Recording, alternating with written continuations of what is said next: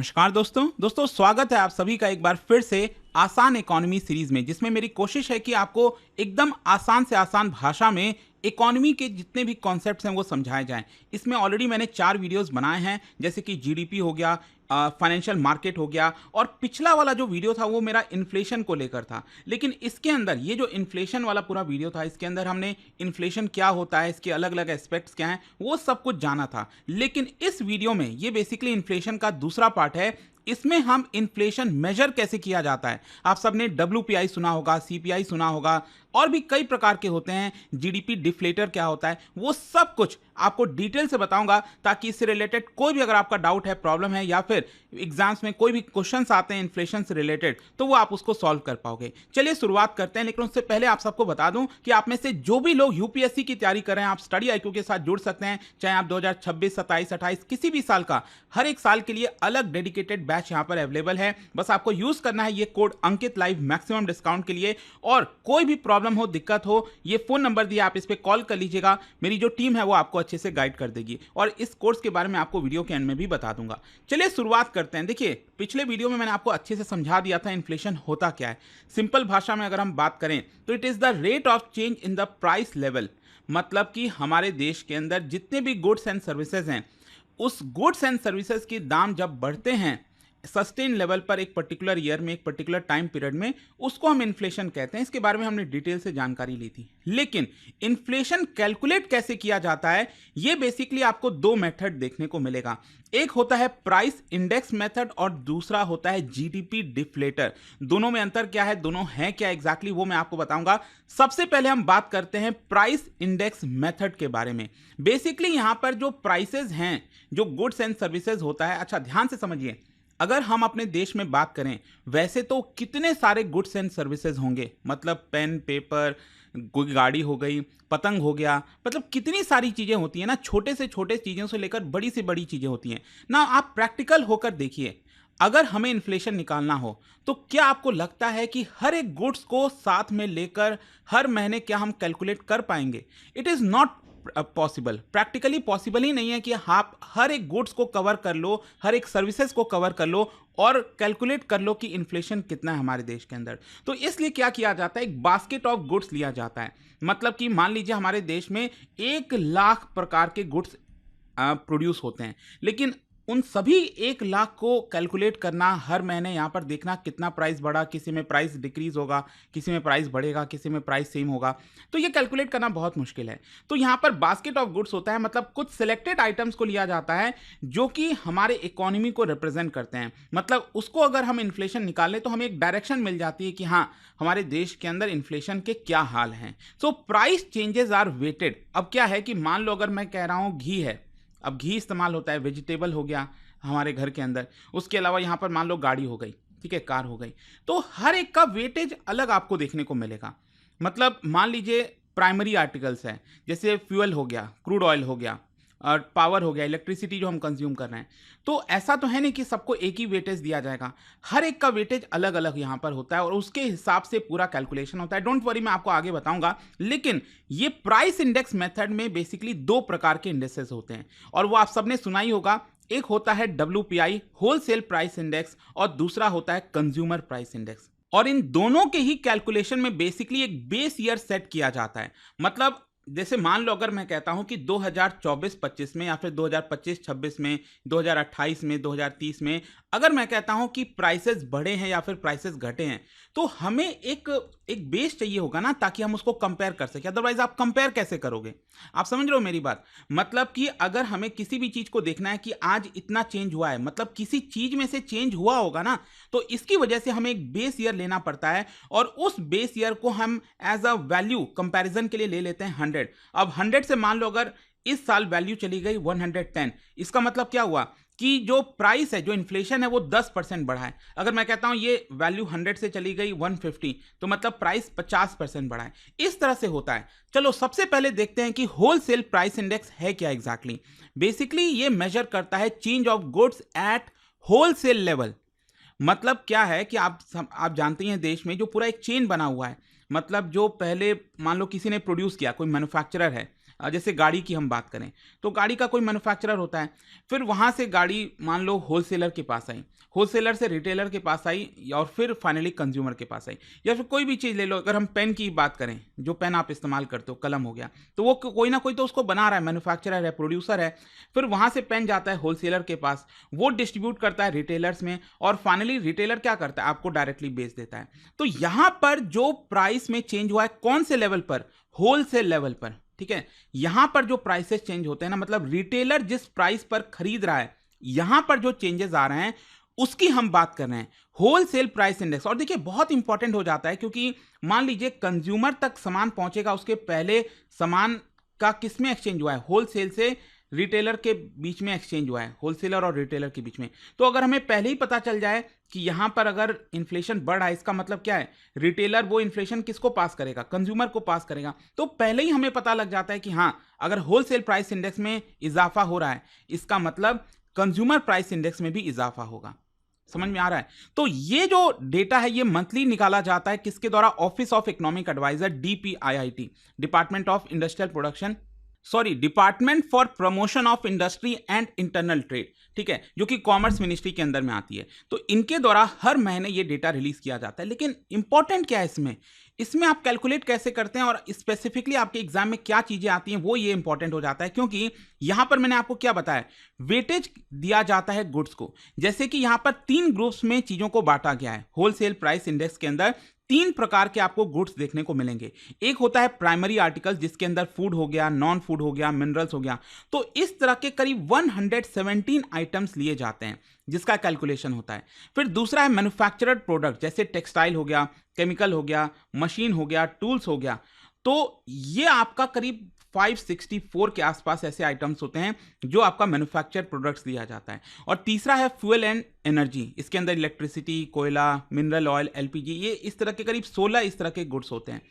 तो ये आप अगर नीचे देखोगे तो आपको और अच्छे से समझ में आ जाएगा। यहां पर पूरा चार्ट बनाया हुआ है कि प्राइमरी आर्टिकल्स की बात करें, देखो ये 2004-5 का बेस ईयर था, फिर हमने इसको ट्रांसफर करके बेस ईयर क्या कर दिया, 2011-12, और अभी भी यहां पर चर्चा चल रही है कि इसको और बढ़ा देना चाहिए, 2022, 23, 24, जो भी होगा वो आपको पता चल जाएगा। लेकिन वेटेज मतलब कि यहां पर जो बेस ईयर है वो आपको ध्यान में रखना है। अभी करंट, जब मैं ये वीडियो रिकॉर्ड कर रहा हूं, क्या महीना चल रहा है, अगस्त महीना चल रहा है 2025 का, तो इस समय बेस ईयर है 2011-12 होलसेल प्राइस इंडेक्स का, ठीक है। तो यहां पर अगर आप देखोगे तो प्राइमरी आर्टिकल्स को कितना वेटेज दिया गया है, 22.62%, और यहां पर टोटल कितने नंबर ऑफ गुड्स आते हैं, 117 आइटम्स आते हैं। फ्यूल एंड पावर को वेटेज दिया गया करीब 13.15%, यहां पर नंबर ऑफ आइटम्स कितने हैं, 16, और जो मैन्युफैक्चर्ड प्रोडक्ट्स है इनको वेटेज दिया गया 64%। लेकिन ध्यान रखिएगा यहां पर नंबर ऑफ आइटम्स बहुत ज्यादा हैं, 564 के आसपास हैं, इस तरह के मैन्युफैक्चर्ड प्रोडक्ट्स होंगे। मतलब आप समझ रहे हो ना कि ये बास्केट ऑफ गुड्स हो गया, क्योंकि होने को तो कितने सारे गुड्स प्रोड्यूस होते होंगे, राइट, लेकिन यहां पर सिर्फ इन्हीं पर्टिकुलर गुड्स को सेलेक्ट किया जाता है। जैसे अगर आप देखिए 2004-5 में यहां पर जो टोटल नंबर ऑफ आइटम्स थे उनकी संख्या थी 677, जैसे प्राइमरी आर्टिकल्स 102 थे जिसको बढ़ाकर 117 किया गया। फ्यूल एंड पावर पहले 19 हुआ करता था, इसको कम कर दिया गया 2011-12 के बेस ईयर में। फिर मैन्युफैक्चर्ड प्रोडक्ट्स पहले 555 हुआ करते थे, ये बढ़ाकर 564 किया गया। आप समझ रहे हो, ये समय समय पर चेंज होता रहता है कि कितने नंबर ऑफ आइटम्स को हम कैलकुलेट करेंगे। और इसके हिसाब से अगर आप देखिए तो यहाँ पर government of India, ministry of commerce, मैंने आपको बताया ना, department for promotion of industry and internal trade, इनके द्वारा हर महीने यहाँ पर वैल्यू जारी की जाती है। जैसे मई के महीने में कितना था आपका इन्फ्लेशन, जून के महीने में, ये हम बात करें। और राइट साइड में भी अगेन ये पाई चार्ट से आप देख पाओगे कितना कितना वेटेज है। मैन्युफैक्चर्ड प्रोडक्ट्स को 64% वेटेज है, प्राइमरी आर्टिकल्स को 23%, फ्यूल एंड पावर को 13%। तो बेसिकली होलसेल प्राइस इंडेक्स का इंपॉर्टेंस क्या है, एक तो यहां पर यह है कि आप प्राइस ट्रेंड को मॉनिटर कर सकते हैं होलसेल लेवल पर, और होलसेल लेवल पर जब आपने मॉनिटर किया तो आपको समझ में आ जाएगा कि नीचे आगे आने वाले समय में रिटेलर्स के लिए महंगा पड़ेगा और फाइनली कंज्यूमर्स को ज़्यादा पैसे पे करने पड़ेंगे। दूसरा है पॉलिसी फॉर्मुलेशन। इनफैक्ट मैं आपको बताऊं तो पहले क्या होता था, आरबीआई जो है होलसेल प्राइस इंडेक्स का डेटा देती थी और उसके हिसाब से डिसाइड होता था कि हमारे देश में पॉलिसी रेट क्या होंगे, रेपो रेट, ये बाकी चीज़ें। लेकिन बाद में आरबीआई क्या की, इसको शिफ्ट करके कंज्यूमर प्राइस इंडेक्स पर चली गई, तो अब इसके हिसाब से देखा जाता है। लेकिन अगेन होलसेल प्राइस इंडेक्स भी काफ़ी मायने रखता है। फिर इसके अलावा बिजनेस के डिसीजंस बहुत इंपॉर्टेंट होते हैं। क्योंकि बिजनेस उसी लेवल पर काम करे ना, होलसेल लेवल पर, प्रोड्यूसर लेवल पर, तो यहाँ पर उनको जज करने में आसानी होती है, प्लानिंग करने में आसानी होती है। फिर इसके अलावा इकोनॉमिक फोरकास्टिंग, जैसा मैंने आपको बताया कि हमारे देश की इकोनॉमिक हेल्थ कैसी है, ये हमें पता चल पाता है होलसेल प्राइस इंडेक्स के। लेकिन इसमें भी कुछ लिमिटेशंस हैं। एक चीज आपने नोटिस की होगी कि ये जो मैंने आपको बताया प्राइमरी आर्टिकल्स, जिसमें फूड है, नॉन फूड है, मिनरल्स है, मैन्युफैक्चर प्रोडक्ट्स में टेक्सटाइल है, केमिकल है, मशीन है, फ्यूल एंड पावर में इलेक्ट्रिसिटी, कोयला, मिनरल ऑयल, एलपीजी। लेकिन यहां पर कहीं पर भी आपको सर्विसेज देखने को नहीं मिलेगा, और यही सबसे बड़ी प्रॉब्लम है इसकी। होलसेल प्राइस इंडेक्स जो हम कैलकुलेट करते हैं, इसके अंदर जो सर्विसेज हैं वो आपका कैलकुलेट ही नहीं होता है, और कंज्यूमर प्राइस इंडेक्स में वो आपको देखने को मिलेगा, जो मैं आपको आगे बताऊंगा। फिर दूसरा यहां पर जो लिमिटेशन है वो ये है कि ये कंज्यूमर के प्राइसेस को रिफ्लेक्ट नहीं करता है। जाहिर सी बात है, हम क्योंकि होलसेल प्राइस की बात कर रहे हैं तो यहां पर कंज्यूमर को आइडिया बहुत लगना थोड़ा मुश्किल है। फिर तीसरा, डेटा लैग वगैरह काफी होता है, आउटडेटेड बास्केट हो जाते हैं। मतलब ये जो बास्केट मैंने आपको बताया, इतने आइटम्स लिखा है, अब सोचिए ये 10 साल पहले डिसाइड किया गया था, अब 10 साल हो चुके हैं, अब लोगों की चॉइस बदल गई होगी, लोग नए आइटम्स इस्तेमाल कर रहे होंगे, तो वो आपका अभी तक रिफ्लेक्ट नहीं हुआ है। इसलिए हमें इसमें रेगुलर चेंजेस की जरूरत होती है, लेकिन जो कि वो हो नहीं पाता है पॉसिबल। फिर वोलेटिलिटी काफी हाई होती है। मान लो फ्यूल और प्राइमरी आर्टिकल्स के अगर प्राइसेस बढ़ गए तो यहां पर शॉर्ट टर्म में हमें लगेगा कि होलसेल प्राइस इंडेक्स ज्यादा आ रहा है, क्योंकि मैंने आपको क्या बताया कि इनका वेटेज भले ही कम है। अगर आप देखोगे फ्यूल एंड पावर को एग्जांपल ले लो, यहां पर सिर्फ 13% वेटेज है, लेकिन इसमें आइटम्स कितने हैं, 16 ही हैं। तो अगर इलेक्ट्रिसिटी वगैरह के दाम बढ़ गए, इसका मतलब क्या है कि ये पूरे होलसेल प्राइस इंडेक्स को ऊपर की तरफ ले जाएगा। मैन्युफैक्चर प्रोडक्ट्स में भले ही वेटेज ज्यादा है, लेकिन यहां पर नंबर ऑफ आइटम्स बहुत ज्यादा है ना, तो इन सभी आइटम्स का प्राइस एक साथ बढ़ना पड़ेगा ताकि होलसेल प्राइस इंडेक्स को ऊपर की तरफ ये खींचे। तो ये सब आपको देखने को मिल रहा है। फाइनली अब हम आते हैं कंज्यूमर प्राइस इंडेक्स को लेकर। देखो, इस पूरे वीडियो में जो दो सबसे इंपॉर्टेंट है वो यही है, एक तो आपका होलसेल प्राइस इंडेक्स और दूसरा है कंज्यूमर प्राइस इंडेक्स, और एक और है जीडीपी डिफ्लेटर। उस पर मेरा पूरा फोकस होगा। बाकी भी कुछ कुछ चीजें हैं जो मैं आपको जल्दी से बता दूंगा, लेकिन जो आपके लिए इंपॉर्टेंट ज्यादा है, जो ज्यादातर पूछा जाता है, जो आप अक्सर देखते होगे, वो उस पर आप ज्यादा फोकस करिएगा। तो कंज्यूमर प्राइस इंडेक्स क्या होता है? बेसिकली अगेन यहां पर भी बास्केट ऑफ गुड्स होता है, मैं आपको बताऊंगा। कुछ नंबर ऑफ गुड्स होते हैं और सर्विसेज भी होते हैं, ये बहुत इंपॉर्टेंट है। इसमें गुड्स एंड सर्विसेज दोनों कैलकुलेट करे जाते हैं जो कंज्यूमर्स डायरेक्टली बाई करता है। तो इसका मतलब ये डायरेक्टली आपके कॉस्ट ऑफ लिविंग को रिफ्लेक्ट करता है। मतलब अगर कंज्यूमर प्राइस इंडेक्स ऊपर की तरफ जा रहा है, बढ़ रहा है, मतलब आपको ज्यादा पैसे पे करने पड़ रहे हैं, क्योंकि आप वो डायरेक्टली इंपैक्ट हो रहे हो उससे। इसके अंदर अलग अलग कैटेगरीज हैं, फूड हो गया, हाउसिंग हो गया, फ्यूल हो गया, सर्विसेज हो गया, ये सब है। और यहां पर इसको कैलकुलेट कैसे किया जाता है? सीपीआई, इसमें basically cost of basket in current year divided by cost of basket in base year into 100। जैसे मान लो अगर मैं कहता हूं कि अभी करंट जो अभी ईयर के हिसाब से चल रहा है कॉस्ट ऑफ बास्केट, ये मेरा आ रहा है 100 रुपीज, और cost of basket in base year मतलब पिछले साल मान लो 2011-12 में इसका कॉस्ट आ रहा था 80 रुपए। तो इसको आप कैलकुलेट कर लो, यहां पर जो भी आपकी वैल्यू आएगी वो आपका निकल जाएगा। आई थिंक ये आएगा करीब 125% के आसपास। तो इसका मतलब क्या हुआ? 100 से ये कितना ज्यादा है? 25। तो मतलब ये 25% ज्यादा, मतलब सीपीआई में बढ़ोतरी हुई है, 25% इन्फ्लेशन आया है। आप समझ लो, इस तरह से कैलकुलेट किया जाता है। अच्छा, इसके अंदर कौन कौन से गुड्स होते हैं और उसका वेटेज क्या होता है? अगेन ये आपके एग्जाम पर्सपेक्टिव से बहुत ज्यादा इंपॉर्टेंट है, इसको भूलिएगा मत, इसको अच्छे से ध्यान में रखिएगा। जैसे कि फॉर एग्जाम्पल हम बात करें, सबसे ज्यादा वेटेज है फूड्स एंड बेवरेजेस को, 45.9%, ये आपको देखने को मिलेगा 45.9%। और यहां पर दूसरे नंबर पर आता है आपका, ये कौन सा हो गया? हाउसिंग हो गया। फिर हाउसिंग के बाद, क्योंकि इसमें 10% के आसपास है। क्लोथिंग की हम बात करें, क्लोथिंग एंड फुटवेयर, इसमें 6.5% हो गया। सॉरी, इसके ऊपर पहले आता है फ्यूल एंड लाइट, यहां पर 6.8% है। फिर पान, टोबैको, इंटॉक्सिकेंट्स, इसमें 2.4%, और बाकी के जो आइटम्स हैं वो मिसलेनियस में है, ये करीब है आपका 28% के आसपास। तो ये चीज आपको ध्यान में रखनी है। इसका मतलब क्या हुआ? इससे आप क्या समझ रहे हैं?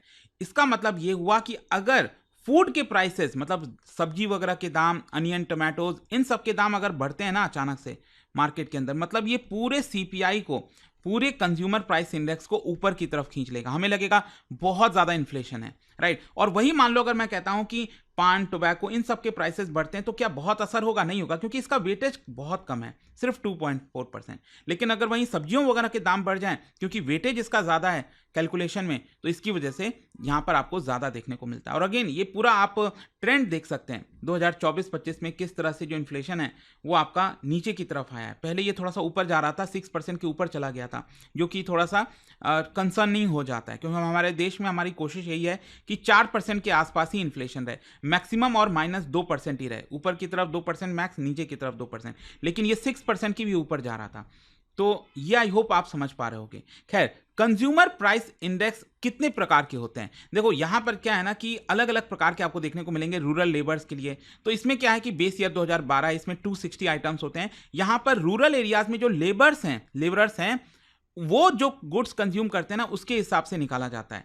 इसी हिसाब से एग्रीकल्चरल लेबर्स, मतलब जो एग्रीकल्चर में लेबरर्स हैं वो कौन से गुड्स का इस्तेमाल करते हैं, उनके लिए वो इंडेक्स निकाला जाता है। इंडस्ट्रियल वर्कर्स, इसमें 370 आइटम्स होते हैं, स्पेशली जो अर्बन एरियाज वगैरह में हो गए, वहां पर गवर्नमेंट एम्प्लॉयज हो गए, तो इसलिए जो इंडस्ट्रियल वर्कर्स हैं वो जो गुड्स का इस्तेमाल करते हैं उनके कितना इन्फ्लेशन हो रहा है वो यहां पर निकालते हैं। और ये स्पेशली इंपॉर्टेंट इसलिए हो जाता है क्योंकि डीएनएस अलावेंस, मतलब जो सरकारी कर्मचारी हैं, जो एम्प्लॉयज हैं, गवर्नमेंट एम्प्लॉयज हैं, उनको आप सब जानते हैं कि हर 6-6 महीने पे डीएनएस अलावेंस बढ़ता है। तो कितना डीएनएस अलावेंस बढ़ेगा वो इसके ऊपर डिपेंड करता है। सीपीआई फॉर इंडस्ट्रियल वर्कर्स, और ये तीनों ही कौन रिलीज करता है? ये बेसिकली लेबर ब्यूरो रिलीज करती है। ये आप ध्यान में रखना है आपको, क्योंकि ये वाला जो मैंने आपको बताया ना कंज्यूमर प्राइस इंडेक्स, ये रिलीज किया जाता है एनएसओ के द्वारा, नेशनल स्टैटिस्टिकल ऑफिस के द्वारा। ये ध्यान में रखिएगा। और ये सीपीआई, ये वाले जितने इंडेक्स हैं वो आपका लेबर ब्यूरो के द्वारा रिलीज किए जाते हैं। अच्छा, यहां पर इसकी इंपॉर्टेंस अगेन आप देख सकते हो, ये गवर्नमेंट और आरबीआई की पॉलिसी को एक प्रकार से दिशा दिखाती है। मैंने आपको पहले ही बोला आरबीआई पॉलिसी पहले होलसेल प्राइस इंडेक्स पर डिपेंड करती थी, लेकिन अब कंज्यूमर प्राइस इंडेक्स के ऊपर डिपेंड करती है। और इसके बहुत सारे इंपॉर्टेंट चीज़ें हैं, जैसे कि परचेजिंग पावर को शो करता है कितना चेंज हो रहा है। आरबीआई मैंने आपको बता ही दिया। जो सीपीआई है भारत के अंदर, आपको बोला ही, एनएसओ रिलीज करता है। और 2012 इसका बेस ईयर है। जो होलसेल प्राइस इंडेक्स का बेस ईयर मैंने आपको क्या बताया था, 2011-12, और ये आपको ध्यान में रखना है, ये इसका सिर्फ 2012 है इसका बेस ईयर। लेकिन इसमें भी लिमिटेशंस है, जैसे कि बास्केट आउटडेटेड हो सकता है ना। आप सोचिए 2011-12 के बेस ईयर के हिसाब से हम चल रहे हैं।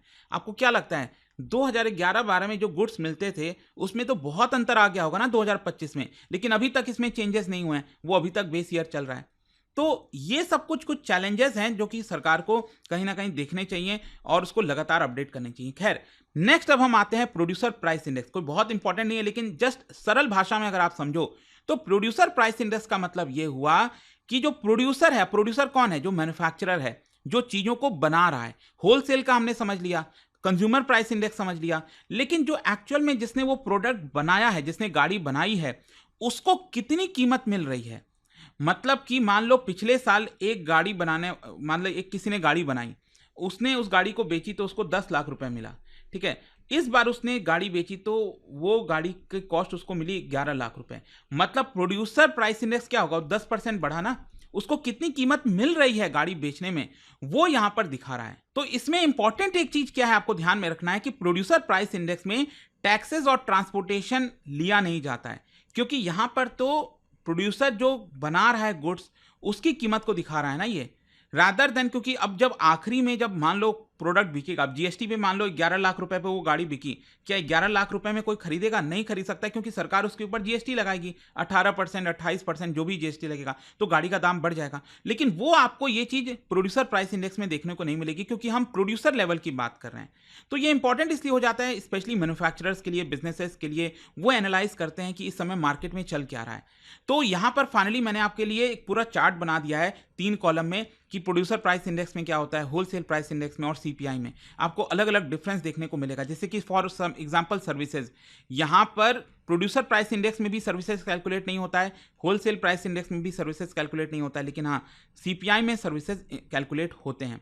इसका यूजेस क्या है, फ्रीक्वेंसी बेस मैंने आपको बता दिया अलग अलग ईयर के हिसाब से, और रिलेवेंस कितना है पब्लिक के लिए, तो वो चीज़ आपको यहाँ पर ध्यान में रखनी है। नेक्स्ट जो एक और बहुत इंपॉर्टेंट टॉपिक है इन्फ्लेशन के अंदर ये आता है, वो है होता है आपका जीडीपी डिफ्लेटर। देखो जीडीपी तो आप सबने वीडियो देख ही लिया होगा, आई एम जस्ट अज्यूमिंग, क्योंकि मैं वो डिटेल में नहीं जाऊंगा यहाँ पर। तो जीडीपी डिफ्लेटर को कहते हैं इम्प्लिसिट प्राइस डिफ्लेटर भी। मतलब क्या होता है ना कि ये कॉम्प्रिहेंसिव मेजर होता है। जैसे मैंने आपको क्या बोला, कंज्यूमर प्राइस इंडेक्स में, होलसेल प्राइस इंडेक्स में, इनमें तो क्या है, हमने कुछ ही गुड्स को सेलेक्ट किया और उसका वैल्यू निकाला ना। लेकिन जीडीपी डिफ्लेटर में क्या है कि सारे गुड्स को एक तरह से देखा जाता है। मतलब अब एग्जैक्टली हर एक गुड्स को कैलकुलेट नहीं किया जाता। लेकिन जीडीपी क्या है, जब हम जीडीपी कैलकुलेट करते हैं उसमें तो हमने सारे गुड्स को कैलकुलेट किया ना, कि हमारे इकोनॉमी के अंदर जितने भी गुड्स एंड सर्विसेज हैं उसकी वैल्यू क्या है वो हमने कैलकुलेट किया। तो वो हम कंपेयर करते हैं पिछले वाले साल से, कितना इन्फ्लेशन हुआ। और इसका फॉर्मूला अगर आप देखोगे तो ये आपको देखने को मिलेगा, GDP deflator equals to nominal GDP divided by real GDP into 100। जैसे आपको मैंने पिछले वीडियो में बताया था, जीडीपी में नॉमिनल जीडीपी का मतलब क्या होता है, रियल जीडीपी बेसिकली हम इसमें इन्फ्लेशन को एडजस्ट कर देते हैं। तो फॉर एग्जांपल जीडीपी का मतलब क्या हुआ, value of goods and services produced in a country in a given period of time. तो नॉमिनल जीडीपी में मतलब अभी के करंट के प्राइस के हिसाब से हम कैलकुलेट करते हैं हमारी जीडीपी कितनी है। तो मान लो हमारे देश ने अभी करंट में कितने वैल्यू के गुड्स एंड सर्विसेज प्रोड्यूस किए हैं अभी करंट के प्राइस के हिसाब से, तो उसकी वैल्यू मान लो मैं कहता हूं 1000 रुपए, ठीक है। और मान लीजिए अगर मैं कहता हूं कि अगर आप इसको पिछले साल से कंपेयर करो, पिछले साल मतलब जीडीपी कैलकुलेशन में अगर हम बेस ईयर पिछले साल का लेते हैं तो रियल जीडीपी हमारी मान लो कितनी निकल कर आई, 800 निकल कर आई। जो हमारी रियल जीडीपी अगर मैं कहता हूं फॉर एग्जांपल 800 रुपए रियल जीडीपी, मतलब पिछले वाले साल के प्राइस के हिसाब से हमारी जीडीपी 800 रुपए आ रही है। इसको आप 100 कर दो, परसेंटेज में कैलकुलेट कर दो, तो ये आपका निकल कर आ जाएगा। और ये आई थिंक कितना आएगा, 125%। तो इसका मतलब क्या हुआ, 100 तो बेस हो गया आपका, और उससे कितना ये बढ़ा 25%। मतलब पिछले साल के मुकाबले इस साल हमारे इकोनॉमी के अंदर 25% की इन्फ्लेशन हुई है। आई होप आप ये चीज समझ पा रहे हो। और ये पूरे गुड्स एंड सर्विसेज को कवर कर लिया, क्योंकि जीडीपी के हिसाब से हम कैलकुलेट कर रहे हैं ना, और जीडीपी में तो सारे गुड्स एंड सर्विसेज कैलकुलेट हो जाते हैं, तो ऑटोमेटिकली आपको देखने को मिलेगा। लेकिन इसमें कुछ प्रॉब्लम्स हैं। प्रॉब्लम यह है कि यहां पर अगेन आपको हर महीने डेटा नहीं आता है, ये क्वार्टरली या फिर एनुअली रिलीज किया जाता है। होलसेल प्राइस इंडेक्स और कंज्यूमर प्राइस इंडेक्स तो हर महीने यहां पर सरकार जारी करती है। लेकिन जीडीपी डिफ्लेटर तो क्या है, जब जब जीडीपी के डेटा रिलीज होंगे तब तब आप जीडीपी डिफ्लेटर कैलकुलेट कर सकते हो। और जीडीपी के डेटा कब आते हैं, मैंने आपको पहले भी वीडियो में बताया था, दैट इज हर 3 महीने में जीडीपी के डेटा रिलीज किया जाता है, और 2 महीने का टाइम लैग होता है। फॉर एग्जाम्पल अगर मैं आपसे कहूं जो पहला क्वार्टर है, अप्रैल, मई और जून, तो ये पहले क्वार्टर का जीडीपी का डेटा कब रिलीज होगा, जून खत्म हो गया मान लो, फिर जुलाई और अगस्त के एंड में, मतलब पूरे 2 महीने के बाद जीडीपी का डेटा सामने आता है। तो ये इंपॉर्टेंट है कि जीडीपी डिफ्लेटर थोड़ा सा ये लॉन्ग टर्म के पर्सपेक्टिव से थोड़ा सा देखा जाता है। यहां पर आप शॉर्ट टर्म में अगर देखना है तो wholesale price index, consumer price index, वो सब आप देख सकते हैं। नेक्स्ट अब हम आते हैं कुछ इंपॉर्टेंट, मतलब इंपॉर्टेंट क्या है, मतलब छोटी छोटी चीजें हैं जो आपको पता होना चाहिए। बस मैं एक बार गो थ्रू कर दूंगा, इसमें डिटेल में हम नहीं जाएंगे। For example services price index, तो इसमें क्या होता है, it tracks how the prices charged bye service providers change over time. ये वैसा ही होता है जैसे प्रोड्यूसर प्राइस इंडेक्स होता है ना, प्रोड्यूसर लेवल पर जो गुड्स बेचे गए थे वो उसमें हमने गुड्स को कैलकुलेट किया था। जैसे गाड़ी वगैरह जो बनाता है, पेन बना दिया, पेपर बना दिया, वो सब जो बनाते हैं उनको कितना वैल्यू मिल रहा है। तो सेम उसी प्रकार से सर्विस प्राइस इंडेक्स का मतलब हो गया जो सर्विसेज प्रोवाइड कर रहा है उसको कितना वैल्यू मिल रहा है, उसको कितना इनकम आ रही है, तो उसके हिसाब से जो है ये कैलकुलेट होता है सर्विस प्राइस इंडेक्स। और अगेन यहाँ पर ऑलमोस्ट जितने भी इंडस्ट्रीज हैं, सर्विस प्रोवाइडर्स हैं, जैसे ट्रांसपोर्ट हो गया, होटल्स हो गया, रियल एस्टेट, आईटी, कम्युनिकेशन, ये सारी चीजें इसके अंदर आपको देखने को मिलेंगी। नेक्स्ट इसी के अलावा यहाँ पर होता है हाउसिंग प्राइस इंडेक्स। इसके नाम से आप समझ पा रहे होंगे, हाउसिंग प्राइस इंडेक्स मतलब हमारे देश के अंदर घरों के दाम कितना बढ़ रहे हैं, रियल एस्टेट की हम बात कर रहे हैं। और ये एक्चुअली इनफैक्ट मैं आपको बताऊं तो सर्विस प्राइस इंडेक्स का कोई डेटा हमारे देश में अभी रिलीज किया ही नहीं जाता है। जी हाँ, ये डेटा है नहीं। वैसे हमारे देश के लिए इंपॉर्टेंट है क्योंकि हमारे देश की जीडीपी में लगभग 60% कंट्रीब्यूशन कौन करता है, सर्विसेज करते हैं, लेकिन उसी का ही हमारे पास एक अलग से इंडेक्स नहीं है, तो ये एक बड़ी समस्या है। लेकिन दूसरी तरफ हाउसिंग प्राइस इंडेक्स की अगर हम बात करें तो ये पहला official housing price index launch किया गया था जुलाई 2007 में नेशनल हाउसिंग बैंक के द्वारा।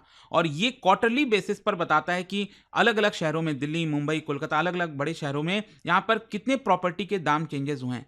ठीक है, प्रॉपर्टी की जो दाम है उसमें चेंजेस कितना हुआ है, तो ये सब दिखाता है, ये ट्रांसपेरेंसी लाता है, पॉलिसी मेकर्स को हेल्प करता है, तो ये इंपॉर्टेंट है।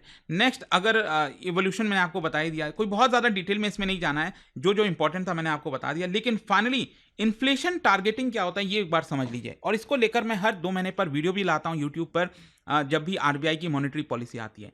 इन्फ्लेशन टारगेटिंग का मतलब यह हुआ, it is a monetary policy framework जहाँ पर जो सेंट्रल बैंक है, हमारी सेंट्रल बैंक कौन है, आरबीआई है, वो कमिट करती है कि एक पर्टिकुलर रेंज में इन्फ्लेशन रहेगा। जैसे कि यहां पर एक मॉनेटरी पॉलिसी कमेटी होती है, ठीक है, हर 2 महीने पर ये मिलती है। मॉनेटरी पॉलिसी कमेटी में टोटल 6 मेंबर्स होते हैं, जिसमें से 3 मेंबर्स जो होते हैं वो आरबीआई के होते हैं, ठीक है, और बाकी के जो 3 मेंबर्स होते हैं वो गवर्नमेंट अपॉइंट करती है, ये आपको ध्यान में रखना है, ठीक है। तो टोटल 6 मेंबर्स होते हैं। अब जैसे आप सबने सुना होगा रेपो रेट क्या होता है, ठीक है, रिवर्स रेपो रेट क्या होता है, तो वो कौन डिसाइड करता है? वो एमपीसी डिसाइड करती है।